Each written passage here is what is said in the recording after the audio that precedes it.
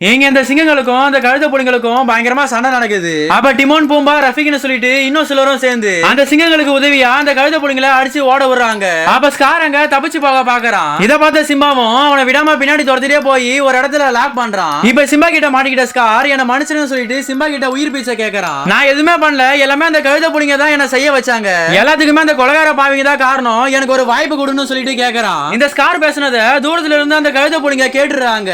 இப்ப சிம்பாவும் ஸ்கார் கிட்ட இங்க இருந்து போயிடு, மறுபடியும் இங்க திரும்ப வந்துடாதுன்னு சொல்ல அதை ஏற்க மறுக்கிற ஸ்கார் சிம்பா கூட சண்டை போடுறான். ஒரு பெரிய சண்டைக்கு அப்புறமா சிம்பா ஸ்காரை மேல இருந்து அப்படியே கீழே தள்ளி விட்டுறான். கீழே விழுந்தாலும் எப்படியோ உயிர் தப்பிக்கிற ஸ்காரை அங்க இருக்க கழுத புலிங்க சுத்து போட்டுறாங்க. ஸ்கார் சிம்பா கிட்ட அந்த கழுத புலிங்க தான் எல்லாத்தையுமே காரணம்னு சொல்லிட்டு சொன்னதை கேட்டு அந்த கழுத புலிங்க எல்லாமே சேர்ந்து பயங்கர கோபமாகி அந்த ஸ்காரை அங்கேயே அடிச்சு சாகடிச்சிடறாங்க. அடுத்ததா சிம்பா தான் அந்த காட்டுக்கு ராஜாவாகிறான். நாலு அவனுடைய ராணி ஆக்குறான். அவங்களுக்கு பிறந்த சிங்கக்குட்டிய ரஃபிகி காட்டு விலங்குகளுக்கு அறிமுகப்படுத்துறாரு. இதோட இந்த படமும் முடியுது. இந்த படம் எப்படி இருந்ததுன்னு சொல்லிட்டு மறக்காம கமெண்ட் பாக்ஸ்ல கமெண்ட் பண்ணிட்டு போங்க.